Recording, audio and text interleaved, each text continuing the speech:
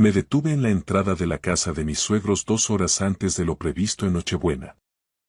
Lo que escuché a través de la ventana de la cocina destruyó 11 años de matrimonio en menos de 60 segundos. Me llamo Raúl Mínguez, y esta es la historia de cómo la confesión navideña de mi esposa se convirtió en la venganza más feroz que jamás vi venir. La nieve caía con fuerza aquella tarde de diciembre, haciendo que el trayecto desde mi oficina hasta el chalet de la familia Herranz fuera más lento de lo habitual. Había terminado mis informes trimestrales antes de tiempo, algo que mi jefe no esperaba cuando me dio la prórroga. Tenía 3 horas de libertad antes de la cena anual de Navidad de los Herranz. 3 horas que decidí dedicar a sorprender a mi mujer, Elena, en lugar de quedarme atrapado en el tráfico madrileño. La casa de los Herranz parecía sacada de un anuncio de lotería. Luces blancas envolviendo cada columna, coronas en cada ventana y ese enorme abeto visible a través del ventanal que la madre de Elena, doña Patricia, insistía en decorar el día siguiente a la festividad de la Almudena cada año. Podía oír música y risas desde el interior mientras aparcaba en la calle, dejando la entrada libre para otros invitados que llegarían pronto. Cogí el vino que había comprado, un Rioja de reserva bastante caro que Patricia fingiría apreciar mientras deseaba secretamente que hubiera traído la marca barata del supermercado que tanto le gusta, y me dirigí a la puerta principal. Fue entonces cuando escuché la voz de Elena, alta y clara por encima de los villancicos, saliendo de la ventana abierta de la cocina. Estoy embarazada de 3 semanas de mi jefe. Borja va a ser padre y aún no lo sabe. Me quedé petrificado en el camino, con la nieve acumulándose en mis hombros y la botella de vino pesando de repente 1000 kilos en mis manos. La voz de Patricia respondió, encantada y conspiradora. ¡Ay, cariño, qué noticia tan maravillosa! Borja es un hombre tan exitoso, mucho mejor de lo que Raúl fue jamás. Mamá, no tienes idea, Elena se rió. Esa clase de risa que antes me encantaba escuchar, pero que ahora sonaba como uñas sobre una pizarra. Borja gana más en bonos de lo que Raúl gana en todo un año. Y tiene ambición. Ya sabes, él va a llegar lejos. Raúl lleva estancado en la misma gestoría 8 años haciendo el mismo trabajo aburrido de contabilidad. Nunca entendí que le viste a Raúl, de todos modos, continuó Patricia. Un hombre tan gris. Sin perspectivas reales. Pero Borja. Él es el tipo de yerno que siempre quise. Mis manos temblaban, no por el frío, sino por la pura rabia que crecía en mi pecho. 11 años. Habíamos estado casados 11 años, juntos 13. Y ella estaba allí, en la cocina de su madre en plena Nochebuena, hablando de su aventura y su embarazo con la misma naturalidad con la que se habla del tiempo. ¿Cuándo se lo vas a decir a Raúl?, preguntó Patricia. Después de Reyes, dijo Elena. Presentaré la demanda de divorcio en enero. Borja y yo lo tenemos todo planeado. Me quedaré con la casa. Obviamente, Raúl no peleará por ella. Él nunca pelea por nada. Me alejé de esa ventana lenta y silenciosamente, como si estuviera retrocediendo de la escena de un crimen, que supongo que lo era en cierto modo. El crimen de mi matrimonio, el asesinato de todo lo que creía real. Subí a mi coche, dejé aquel vino caro en el asiento del copiloto y me quedé allí sentado un momento. La nieve seguía cayendo. Las luces de Navidad seguían parpadeando. Dentro de esa casa, mi mujer y mi suegra seguían planeando mi destrucción mientras probablemente probaban el jamón de bellota de Patricia. No lloré, no grité, no golpeé el volante. En lugar de eso, arranqué el coche, saqué mi teléfono e hice 3 llamadas que lo cambiarían todo. La primera llamada fue a mi abogado, David Benítez. Habíamos ido juntos a la universidad y me debía un favor de cuando le ayudé a reestructurar las finanzas de su bufete hacía 5 años. Raúl, feliz Navidad. Respondió David, con tono relajado. ¿Qué pasa? Necesito que tramites los papeles del divorcio inmediatamente, dije, con la voz sorprendentemente firme. Mi mujer está embarazada de otro hombre y acabo de oírla planear cómo quitarme hasta la camisa en enero. El tono relajado desapareció al instante. Madre mía, Raúl, lo siento mucho. ¿Cuándo te has enterado? Hace unos 5 minutos. ¿Puedes presentarlo antes de que acaben las fiestas? Los juzgados están bajo mínimos, pero puedo tenerlo todo listo para entrar por registro el primer día hábil. ¿Estás seguro de esto? Más seguro de lo que he estado de nada en mi vida. La segunda llamada fue a mi hermano mayor, Carlos. Él era detective privado especializado en fraude corporativo, pero con los años se había metido también en casos de familia. Carlos, necesito tu ayuda, dije cuando respondió. Elena tiene un lío con su jefe. Está embarazada. Necesito pruebas de todo. Llora, hermanito. ¿Cuánto tiempo lleva esto? Ni idea, pero está de 3 semanas, así que al menos ese tiempo. Probablemente más. Dame el nombre del jefe y la empresa. Tendré un informe completo para mañana por la tarde. Se llama Borja de la Riva. Es el director de operaciones en Stellar Dynamics. Carlos silbó. Borja de la Riva. Raúl, conozco ese nombre. Déjame hacer un par de llamadas. Esto podría ser mucho más que una simple infidelidad. La tercera llamada fue a Elena. Tenía que jugar esto a la perfección. Respondió al segundo tono, con su voz brillante y falsamente alegre. Hola, cariño, ¿dónde estás? La fiesta va a empezar pronto. Sigo atrapado en la oficina, mentí sin pestañear. Mi jefe necesitaba ayuda con el cierre del último trimestre. Estaré otras 2 horas, por lo menos. Adelante, disfruta de la cena sin mí. Oh, qué pena, no sonaba decepcionada en absoluto. Mamá está preparando su famoso solomillo. Guárdame un poco, dije, y colgué antes de que pudiera responder. Me dirigí a casa de Carlos en lugar de a la nuestra. Él vivía a unos 40 minutos, en un loft en el centro de Madrid que parecía sacado de una película de espías, lleno de paredes de ladrillo visto y equipos informáticos de alta tecnología. Cuando llegué, ya tenía 3 monitores encendidos revisando información sobre Borja de la Riva. El jefe de tu mujer es una pieza de cuidado, dijo Carlos, señalando las pantallas. Está casado desde hace 15 años con una mujer llamada Clara, tienen 2 hijos en un colegio bilingüe privado, es socio de 3 clubes de campo y, aquí viene lo interesante. Ha sido investigado 2 veces por recursos humanos por relaciones inapropiadas con subordinadas. Me acerqué al monitor. ¿Y qué pasó con esas investigaciones? Ambas se cerraron discretamente. La empresa pagó a las mujeres para que se marcharan. El típico encubrimiento corporativo.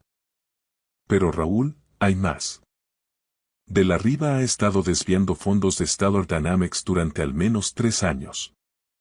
Tengo un contacto en su departamento de contabilidad que ha estado documentando irregularidades. ¿De cuánto dinero hablamos? Una estimación conservadora.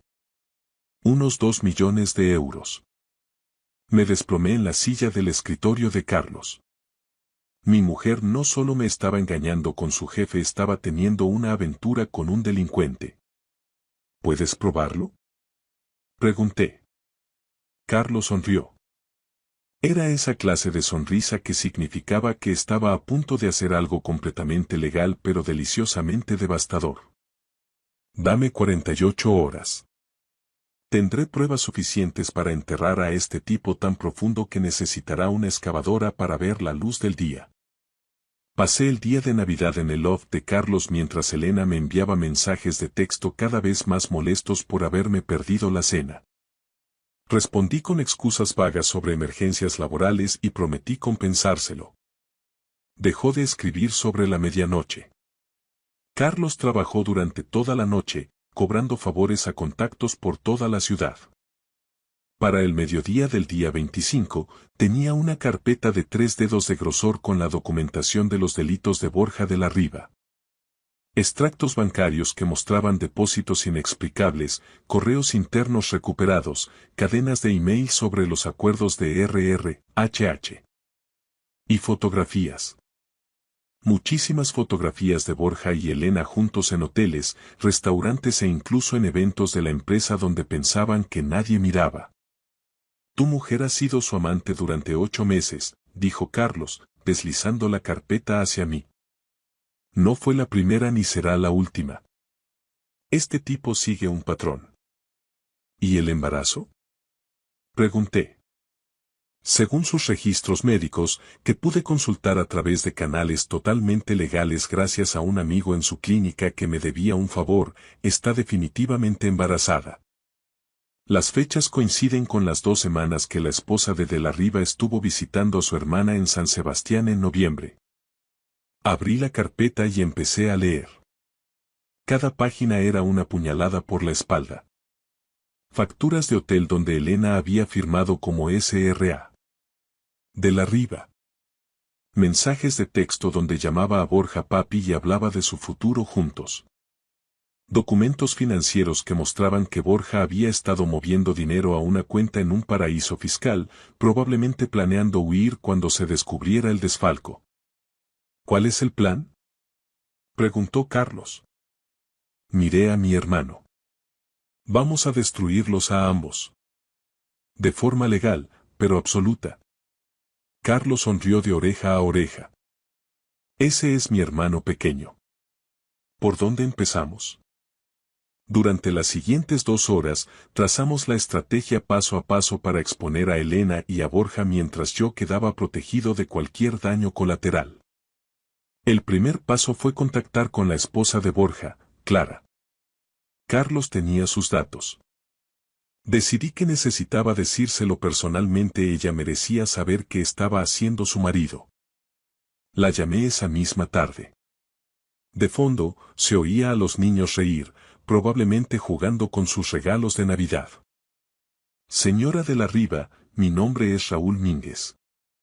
Estoy casado con una de las empleadas de su marido, Elena Mínguez. Tenemos que hablar sobre Borja. Las risas de los niños se cortaron de golpe. Clara debió de cambiarse de habitación porque, de repente, todo quedó en silencio. ¿Qué pasa con Borja?, preguntó, con una voz cautelosamente neutral. Ha estado teniendo una aventura con mi mujer. Ella está embarazada de él, y hay pruebas de que él ha estado robando dinero de la empresa. El silencio se prolongó tanto que pensé que había colgado. Finalmente, Clara habló, y su voz estaba envuelta en hielo. ¿Desde cuándo lo sabe? Me enteré ayer, en Nochebuena. Escuché a Elena contándoselo a su madre. ¿Puede probar algo de esto? Todo. Tengo documentación, fotos, registros financieros. Todo lo que necesitaría para un proceso de divorcio y para presentar cargos penales. Clara soltó una carcajada amarga. Señor Mínguez, sospechaba que Borja me engañaba desde hace años, pero lo del desfalco es nuevo. ¿Puede enviarme copias de todo? Puedo hacer algo mejor. Puedo organizar una reunión con mi hermano, que es detective privado. Él puede explicarle todas las pruebas y ayudarla a coordinarse con la policía. Me gustaría mucho, dijo Clara. Y señor Mínguez, gracias por llamar. La mayoría de los hombres no habrían tenido el valor. A la mayoría probablemente no les importaría, respondí. Pero mi mujer ha destruido mi vida. Lo mínimo que puedo hacer es asegurarme de que Borja pague por destruir la suya. Hablamos durante otros 30 minutos coordinando nuestro enfoque. Clara era más inteligente de lo que esperaba, y ya estaba pensando 3 pasos por delante sobre la protección de activos y la custodia de los niños. Para cuando colgamos, casi sentí lástima por Borja de la Riva. Estaba a punto de ser golpeado por un tsunami legal que nunca vio venir. El segundo paso era la presentación de la demanda de divorcio. David tuvo todo listo a primera hora del 27 de diciembre.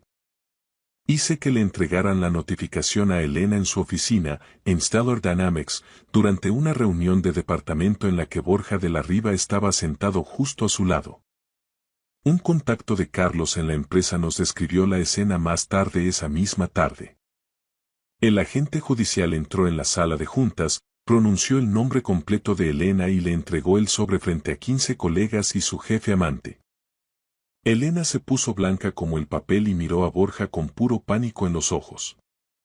Borja intentó mantener la compostura, sugiriendo que hicieran una pausa para que Elena pudiera resolver sus asuntos personales en privado, pero el daño ya estaba hecho. Todos en esa sala sabían exactamente qué significaban esos papeles, y los cotilleos de oficina corren más rápido que la pólvora. El tercer paso fue el más satisfactorio. Mientras a Elena le entregaban los papeles del divorcio, la policía judicial notificaba a Borja de la Riva una orden de detención.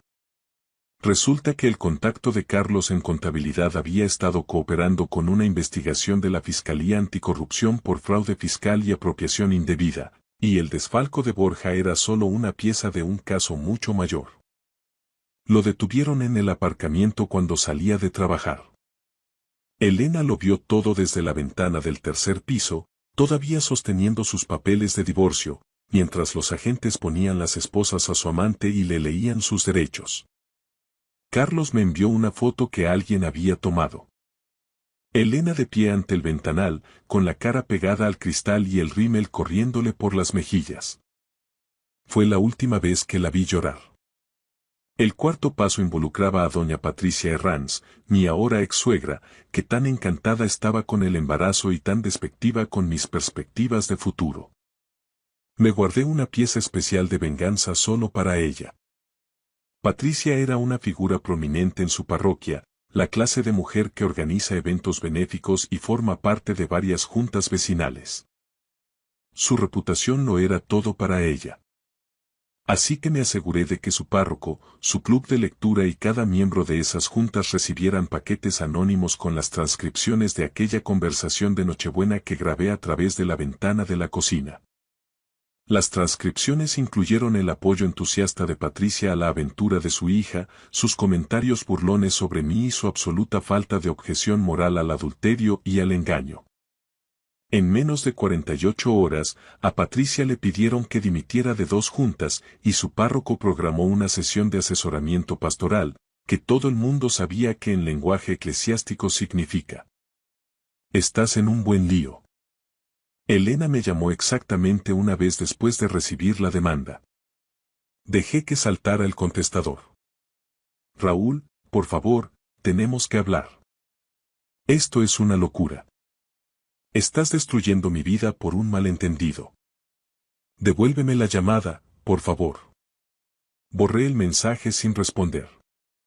Intentó escribirme mensajes de texto, así que bloqueé su número.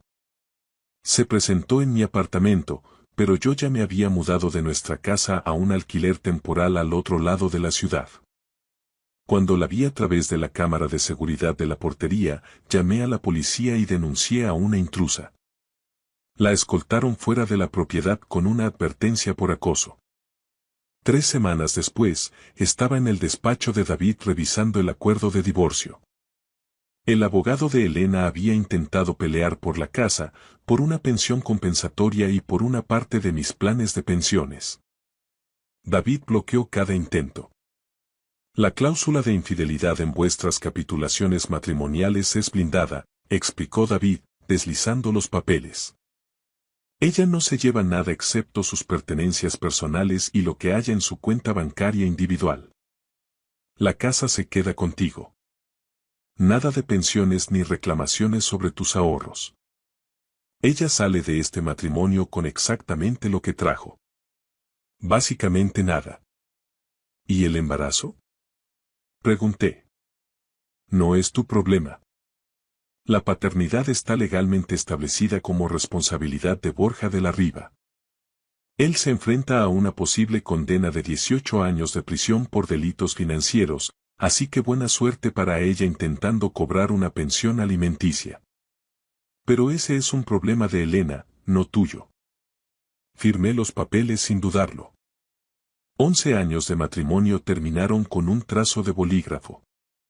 4 semanas después de Navidad, Clara de la Riva presentó la demanda de divorcio contra Borja. Siguió mi consejo y coordinó con Carlos para documentar cada detalle.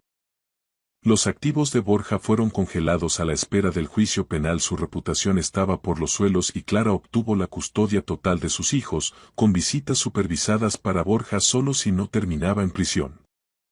Elena perdió su empleo en Stellar Dynamics. La empresa decidió que mantenerla en la plantilla tras semejante escándalo dañaría la moral del equipo.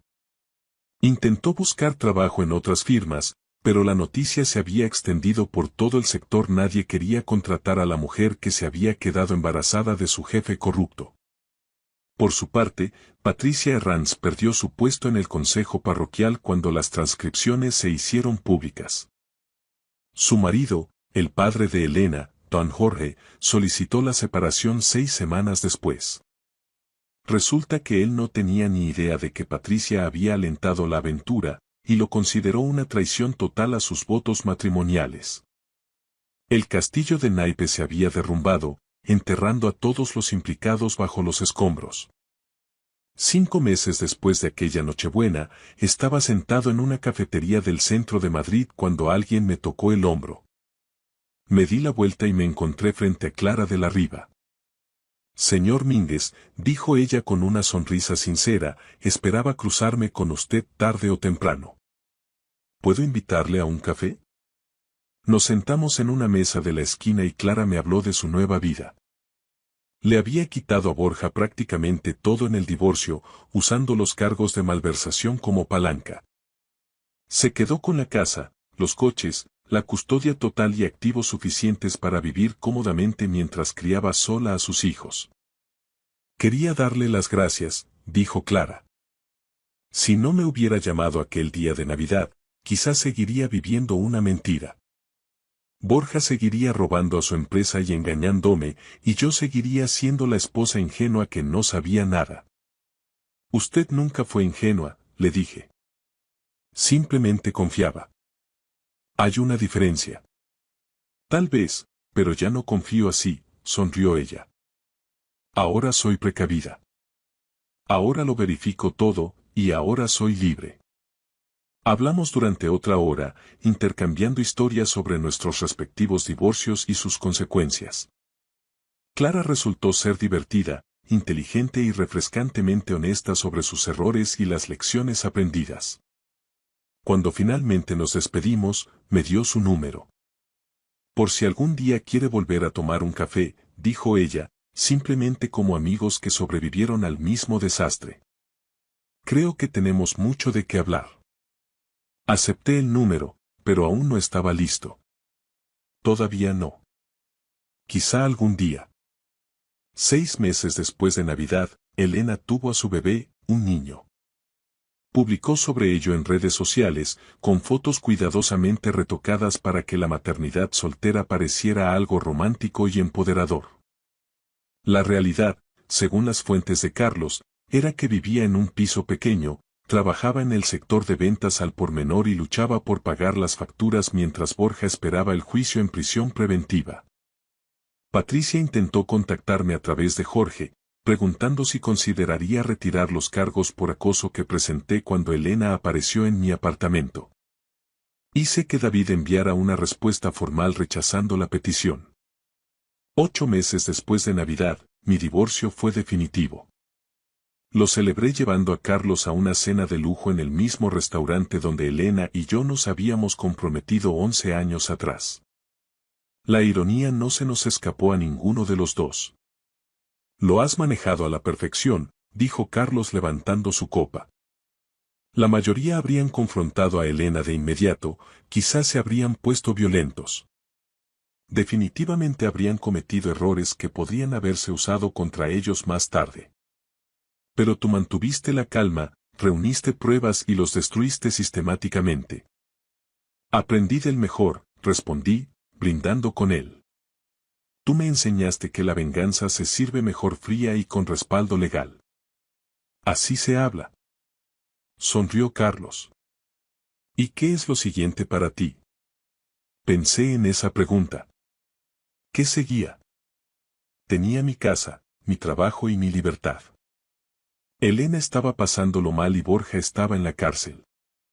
Patricia había perdido su estatus social. Todos los que participaron en traicionarme habían pagado un precio. Lo siguiente, dije finalmente, es empezar a vivir de nuevo, pero de verdad. No por las expectativas de otra persona ni por los sueños ajenos, sino solo por mí.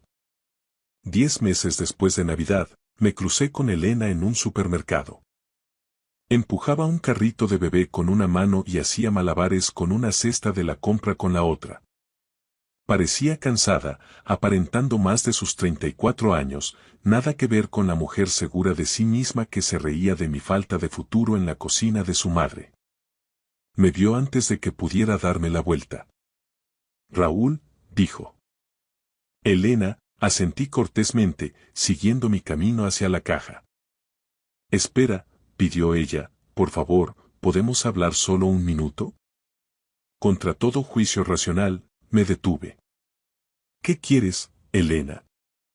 Quería pedirte perdón por todo, por la aventura, por las mentiras, por lo que dije sobre ti, dijo ella.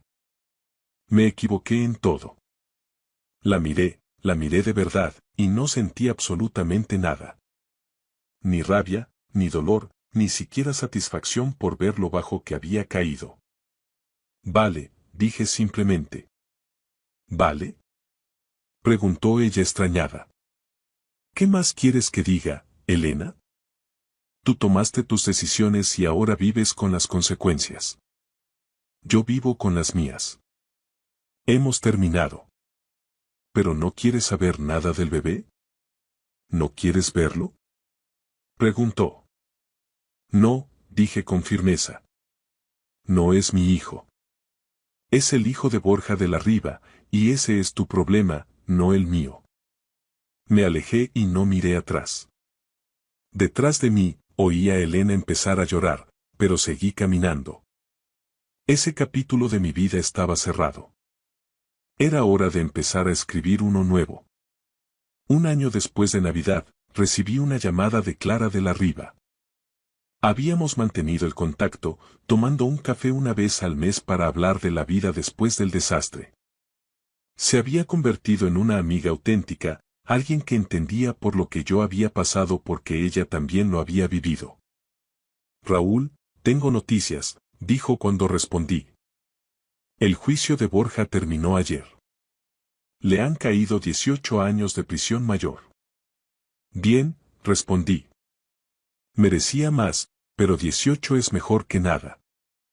Hay algo más, continuó Clara. El juez le ha ordenado pagar indemnizaciones a la empresa y a todas las mujeres que acosó durante estos años. Está arruinado financieramente. Cuando salga de prisión, no tendrá nada. ¿Cómo te sientes al respecto? Aliviado, dije con sinceridad. Mis hijos y yo podemos por fin seguir adelante sin preocuparnos por sus interferencias. Ya no puede hacernos daño. Entonces me alegro por ti, Clara. Te mereces la paz. Tú también, dijo ella, por eso te llamo. Mi empresa celebra una gala benéfica el mes que viene. Sé que estos eventos no son lo tuyo, pero me preguntaba si considerarías ser mi acompañante, simplemente como amigos. Prometo que no será raro. Me reí. ¿Sabes qué? Me encantaría. Pásame los detalles. La gala fue elegante y sorprendentemente agradable. Clara tenía razón, esos eventos no solían gustarme, pero con su compañía, la noche se pasó volando. Bailamos, reímos y, por primera vez en un año, sentí que quizá podría volver a confiar en alguien. Mientras estábamos en el balcón contemplando las luces de la ciudad, Clara se volvió hacia mí. Gracias por llamarme aquel día de Navidad, Raúl. Me salvaste la vida. De verdad. Tú también salvaste la mía, respondí. Me demostraste que no todo el mundo es como Elena o Borja. Hay gente en la que vale la pena confiar. ¿Estás listo?, preguntó ella. Para confiar de nuevo, quiero decir. Pensé en la pregunta. ¿Estaba listo? ¿Podía arriesgarme a abrir el corazón después de que Elena lo hiciera añicos? No lo sé, admití.